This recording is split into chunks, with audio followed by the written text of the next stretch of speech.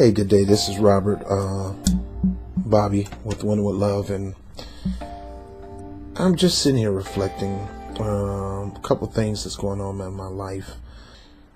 I was just this is just a talk, not a lesson.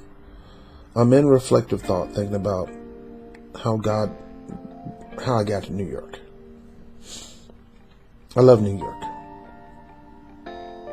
But I oftentimes think about my mom being back home. Pretty much, she's not by herself, but she's by herself. My brother and my sister's close to her. My sister's all the time there. My brother, he consistently goes there. I'm the only one that's not consistently going there because I live in New York. Shouldn't be no excuse. But I think about my mom not having somebody there all the time to just love up on her when she deserves it.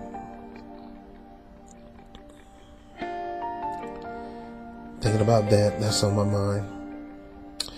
I realized that I made some mistakes in my life, and Kim called me today and said, "Hey, I want you to be Jennifer official godfather. I know you would like a godfather, but I want you to be her official godfather." And I love Jennifer, and I love Kaiden, and I love Jalen, and I love Javon, and I love Dante, and I love Kiana. I love all those kids. I love their mother. I love their grandmother. I love their granddaddy. And I even got love for their dad. Brotherly love, and so because I'm a lover, I love people. So all this thinking, and the Lord got me back focused on Him. And the bottom line is, I got you here in New York for a reason, for a purpose. You're here to love these people. You're here to demonstrate my love to these people, not yours. My love.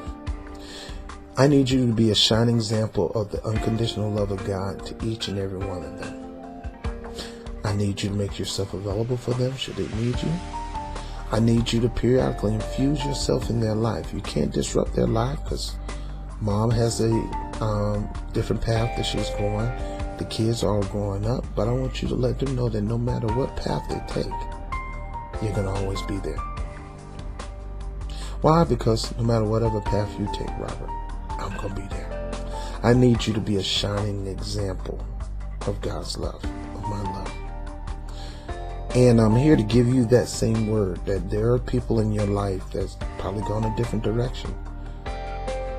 Probably made different choices, probably too busy for you. There's people in my life. God designed people to be in your life so you can love them unconditionally. They're put there. They are literally put there for you to exercise unconditional love.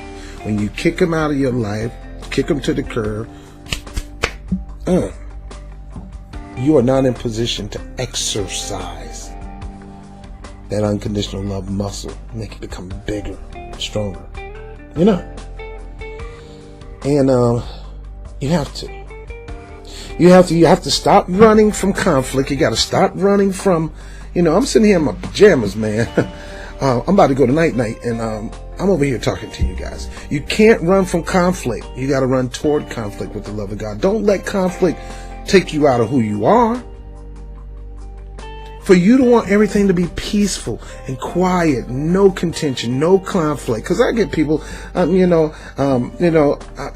see them on Facebook, and the profile picture, they ain't got no time for drama. Who has time for drama? Who wants drama? Nobody wants drama. You think God wanted drama? You think Jesus wanted drama? He got it anyway. And He pressed forward in the midst of that drama and began to love them anyway. And most of them turned their hearts. That's why God got us in places where people need to see the love of God. When I started pursuing my best friend Kim, when I started pursuing her in a romantic way, we're friends now, but in a romantic way, one of the things I wanted her to see in me is not that I'm a baller. I could have did that. Not that I'm the greatest lover in bed, outside of bed, nothing like that. My number one focus was that she see God in me and me in God. One of the first things God told me concerning her when I met her, I don't want you to be in a primary focus, Robert. I don't want you to try to push you on her. It's going to mess everything up. And Lord knows I did that, and it did mess everything up. I want you to stay open for me to love her through you. She need to see a demonstration, a shining demonstration of me in a person, and see me in you. And in turn, she'll see you in me. If you get in the way of that, it's going to disrupt everything. To this day, even though we're friends, I'm trying my best to get her in a position where she can see God in me and me in God. Now I branched out and I want everybody to see that in me. But it started with her. Now, even though we did have our differences, we did have our fights, we did have our arguments. She know I love her. She know I'm a friend for life. She know I'm going to love her for life. You know. She ain't got to worry about that. She know I'm always there. Why? Because God put me in a position to be that way. But I'm not just like that with her. I'm with that with my son's mother and anybody else God put me in contact with. Yet I want every one of them to feel special. I don't want them to feel like they're lumped up in a different way. God make each and every one of us feel special. We know, for God so loved the world that he gave his only begotten son, John 3:16. We know this, but yet God wants to make that thing personal. And I have been put in a position where I had to be personal when it comes to the dealings and of the connection that God had brought toward me in my life, whether the connections I have, no matter what the situation is. God placed us in people's lives for the sole purpose of allowing him to love them through you. Allowing him to love them through you. It's powerful. Though I never had too many people come to me and put themselves in a position where they're going to commit to me, number one, and allow God to love through them to me. I've gotten to the position where I don't wait on that. I know God loves me. I can go directly to the source, but sometimes we need a shining example of God loving us through a person. That's what marriage is supposed to be about. That's the reason why that's the reason why I've been divorced twice, because I didn't allow God to love that person through me. I got in the way.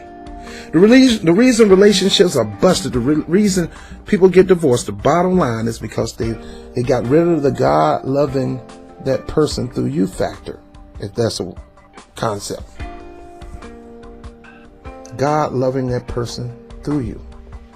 Get out of yourself, get into him, and you do what God would do concerning that person. I know they cuss you out. I know they cheated on you. I know they pushed you around. I know he probably hit you or she hit you. I know she probably hit you with a pan, spit on you. I know she probably cheated on you. I know she probably turned her back, called your mama all kind of names, but that is not the point. The point is, God needs you to open yourself, to allow him to love that person through you. I'm tired of that. I'm gonna run it all over me. I ain't no punk. God wants to use you so he can love that person through you. You have to become an open vessel. And for those who don't believe in God, still the same principle. Allow yourself to be open enough where true unconditional love, that's bigger than emotion, it's bigger than sex, it's bigger than all this stuff. Allow true love, which is unconditional, shine like a beacon of light through you in the midst of a stormy night in the sea. You know what a stormy night in the sea is? That lighthouse, that beacon, that light goes like this, looking around, looking for somebody who we could connect to. And then finally, they'll stop and shine on that person that's drowned drowning in the sea. In closing, this is the way we got to be. We got to be a beacon of God's light. People are drowning. Some think they got it all together. Everything working fine. I got my man. I got my woman robbed. Everything is fine. But there's going to come some times when you're going to doubt that person. There's going to come that time when that person going to break your heart, tear you apart. I had somebody tell me that they appreciate the love of God. This is one of the worst things that ever been said to me, and it burns to this date. But I bring it up in me just to show me how far I have grown in God, to be allowed to continue to love that person through me to her. Get myself out of my own frame of thinking, even though I hurt every time I think about this. But this person said, I want the love of God. I want the type of love that you present to me. I want it, but I don't want it from you. Ooh, that hurt. I'm thinking, okay, I know I gained weight. Maybe my breath stink. I don't know. Maybe I just got on her nerves too much. Maybe I began to be a badger. You know, you can do that, especially when you're a person that overlove, where you can overlove somebody to the point where it's sickening. When you become like an itch. You're a little itch toward that person. I didn't use the B word. Take the B word, an itch, where you're constantly becoming an itch in that person because you're too over drama. And I've been that type of person where I kind of over dramatize how much I really love the person, that it turn them on. Tone it down. Get yourself out of the position. Get yourself out of that position. And I'm going to go ahead and close. I may pick this up and continue to have part 2 of this talk about not throwing people out of your life. I'm Bobby with Winning with Love. Talk to you soon. Peace.